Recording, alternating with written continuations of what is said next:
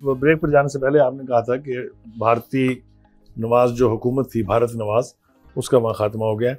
देखिए, 2-3-4 बातें इस बारे में जल्दी से अर्ज करता हूँ, फिर आपके सवाल पे आ जाता हूँ। एक तो ये कि जो 18 कौंसलेट खाने खोले थे पाक अफगान बॉर्डर के साथ इंडिया ने, वो सारे के सारे न सिर्फ अपनी मौत मर गए हैं, बल्कि वहाँ जो लोग काम करने के लिए, पाकिस्तान के खिलाफ प्रोपोगंडा करने के लिए, जो वहाँ जंगजू थे, उनको, जो टेररिस्ट थे, उनको असला देने के लिए, पैसे तकसीम करने के लिए खोले गए थे, वो सारे ऑटोमेटिकली बंद हो गए। और एक एक बंदा वहाँ से भागा है जान बचाने के लिए। कोई इंडियन वहाँ, वैसे ही पॉपुलेशन कोई नहीं थी, ये सिर्फ पाकिस्तान को तंग करने के लिए खोले गए थे, लेकिन जो भी थे वहाँ वो सारे भाग गए। तो एक तो ये बॉर्डर इस लिहाज से तो अब पीसफुल या सिक्योर होने जा रहा है। दूसरी बात ये कि स्पिन बोल्दक के इलाके में एनडीएस, रॉ और मुसाद और सीआईए, ये चार मिलके वहां जो फरारी कैंप बनाए हुए थे इन्होंने, जहां ट्रेनिंग होती थी, जहां पाकिस्तान के अंदर इंसर्जेंट्स जो है वो भेजे जाते थे फ्रॉम ऑल पॉसिबल रूट्स, वो खत्म हो जाएगा। अपनी मौत ये खुद मरेगा। एक तो ये भी हमारे लिए बड़ी इनकरेजिंग बात है, क्योंकि तालिबान को जो मर्जी कह लें, हिंदुस्तान को वो पहले भी साफ लफ्जों में बता चुके हैं।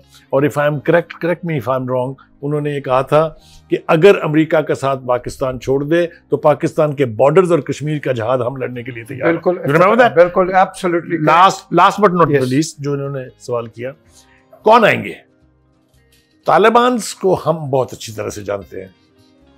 तालिबान का कोई हमसे भूला हुआ नहीं है, चाहे वो सोवियत यूनियन के खिलाफ लड़ने वाली मुजाहिदीन तंजीमात में थे या बाद में जो हुकूमत बनी थी उनकी 3 साल में उनको थे, वो हम अच्छी तरह जानते हैं, इसलिए कि अपने बुरे दिनों में सारे पाकिस्तान में रहे हैं।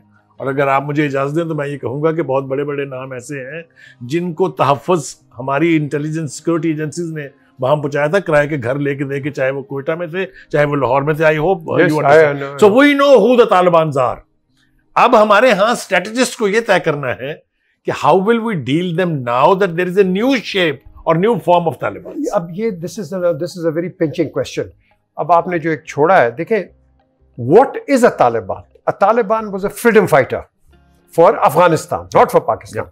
अब वो क्रिएट किया गया because we didn't want to enter into the war, they fought the war. लेकिन what does a Taliban stand for?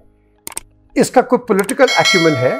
इसका कोई पॉलिटिकल बैकग्राउंड है? बिल्कुल है, सब कुछ कहां से? They had the experience. What experience? To run the government. No. Now they have learned it. नहीं, पीछे बात हो, मुझे बताइए, तालिबान ने, they have been in government for 3 years. Yes.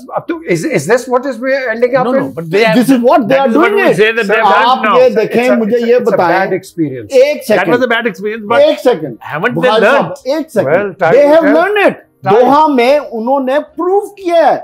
क्या उन्होंने प्रूव किया है? अमेरिकन के साथ नेगोशिएट करके, डिप्लोमेसी में, डिप्लोमेटिकली उन्होंने प्रूव किया है। असल में जो आपका क्वेश्चन था, चैलेंज जिसकी तरफ आप आ रहे थे मुस्तकबिल में, अगर तालिबान हुकूमत बनाते हैं, जो नजर आ रहा है, तो उनके लिए सबसे बड़ा चैलेंज ये होगा कि दुनिया जिस नजर से उनको देखती है, क्या वो उस नजर के मुताबिक दुनिया में अपने आप को एडजस्ट कर लेंगे? एक दूसरा इंसानी हकूक के हवाले से, औरतों के हकूक के हवाले से, बच्चों की तालीम के हवाले से, जो दुनिया उनके बारे में सोचती है या जो परसेप्शन उनके बारे में बनाई हुई है, उसके बारे में उनका खान साहब का सवाल है। और आखिरी बात, एक बात और कर दूं, जहां तक आपकी एक्सेप्टेंस चाइना वगैरह की बात है, तो मेरी बात आज आप लिख लें, जिस दिन ये हुकूमत बनाएंगे, China, Russia, Iran, Turkey, Pakistan, इस रीजन की तमाम फोर्सेस उन्हें एक्सेप्ट करेगी। मैं आपकी बात को आगे बढ़ा देता हूं। ये याद रखिए कि इस नौबत तक पहुंचने से पहले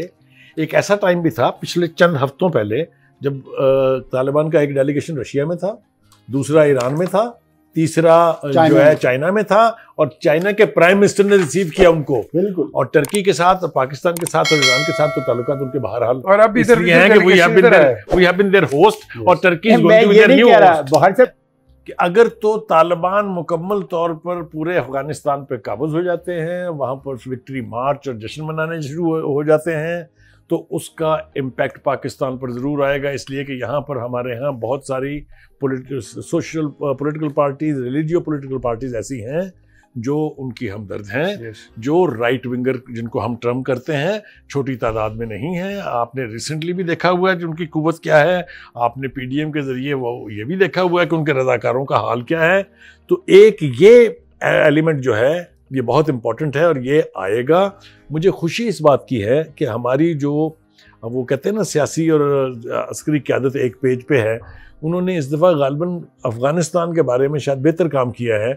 ये वो एंटिसिपेट कर रहे हैं सब कुछ के ये होना है। लिहाजा सबसे बड़ी बात यह है कि हमारा पाक अफ़गान बॉर्डर सिक्योर है।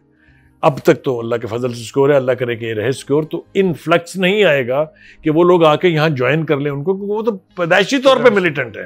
दे बाय बर्थ मिलिटेंट। गन जो है वो उनके बाजू से लटकी रहती है पूरी सोसाइटी में जी। तो एक तो पाकिस्तान के ऊपर इसका ये इम्पैक्ट कि वो जो जश्न फतह मनाया जा रहा होगा उसको सेलिब्रेट करने के लिए पता चले यहाँ भी जुलूस निकल रहे हैं, तो वो खतरनाक होगा। उसके लिए हम तवक्को करते हैं कि हमारी अथॉरिटीज ने, कंसर्न अथॉरिटीज बुखारी साहब ने बात की है ना, बड़ी ज़बरदस्त बात की है। लेकिन जिस चीज़ की तरफ मैं लाना चाह रहा हूँ कि पाकिस्तान ने एज ए रियासत अपना होमवर्क मुकम्मल किया हुआ है। आपने एक चीज़ देखी होगी कि ना हमारी अस्करी क़यादत में कोई कन्फ्यूजन है, ना हमारी हुकूमत में कोई कन्फ्यूजन है, ना हमारे डिप्लोमेट्स में कोई कन्फ्यूजन है। अफ़गानिस्तान के हवाले से जो कुछ उन्होंने रेफ्यूजीज़ के हवाले, जो कुछ उन्होंने प्लान ए प्लान बी बनाए हुए हैं, जिस तरफ आप इशारा कर रहे हैं उसका प्लान ए प्लान बी सब बने हुए हैं। कि अगर तालिबान आ जाते हैं,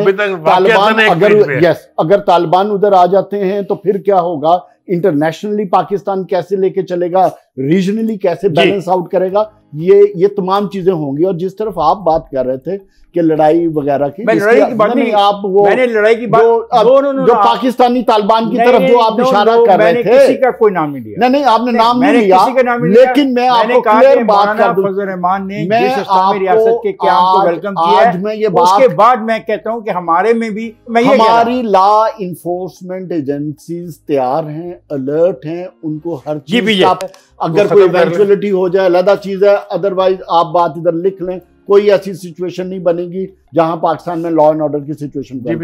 देखिए, हमें दो चीज़ों पे एक मैं समझता हूँ कि एक सबक सीखना है ये सारी सिचुएशन में।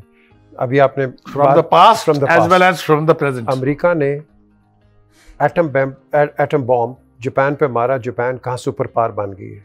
देखिए, दुनिया की लीडिंग इकोनॉमिक पावर है वियतनाम जिसको बर्बाद करके वियतनाम कहाँ है। और उसके बाद emergence of China into the markets. ठीक है, अब हमने तालिबान के पास अगर मैं अभी भी क्वेश्चन मार्क डाल के कहूँगा, अगर तो इनमें अकल आ गई है एंड दे आर वर्किंग जिस तरह के चेंज तालिबान, तो इनके पास एक सुनहरी मौका है कि पाकिस्तान को भी इस्तेमाल करें, बाकी नेबरिंग कंट्रीज को भी इस्तेमाल करें and grow into a par. But remember one thing, it won't happen. It will happen. Oh no. No. 1526 की हिस्ट्री से देखो यार। पीछे अभी पिछले हमने सेगमेंट में बात की थी कि चाइना के जो इनके तालिबान के डेलीगेशंस जो रीजनल और इम्पोर्टेंट कंट्रीज हैं कुछ और कह बात कर रहे हैं, लेकिन हर चीज इंटरनल फाइट की बात कर रहे हैं, into the history of centuries of वो उनके इंटरनल पीसफुल एंड एवर। लेकिन जिस तरीके से ये लोग भागे हैं, मुझे नहीं समझ आता कि आने वाले वक्त में ऐसा हम ये नहीं कह रहे, हम डरते हैं उस तारीख से जो उनके आपस की बामी चपलिश की है, लड़ाई की है, वो कहीं भी हो सकती है, उसकी है। नहीं, हम उसी की बात कर रहे हैं। वो कहीं भी ट्राइबल चीफ है, इसलिए उसकी बात कर रहे हैं। हम कोई नहीं, मैं तो बहुत खुश हूँगा। देखो, मेरे लिए बड़ी आसानी है, अगर ये रास्ता खुल जाए तो मैं कार पे यूरोप जा सकता हूँ। आप यकीन करें, पीछे से पूछो, मैं कार पे यूरोप जा सकता हूँ। आप सेंट्रल एशिया के जरिए कहीं भी जा सकते हैं। मेरे लिए तो बड़ा अच्छी है, तो मैं तो खुश हूँ। अभी एक फिल्म बनेगी, ये अमेरिकन ही बनाएंगे, अपने आप को हीरो दिखाएंगे, रिट्रीट फ्रॉम अफगानिस्तान। एक नहीं बनेगी, कई बनेगी।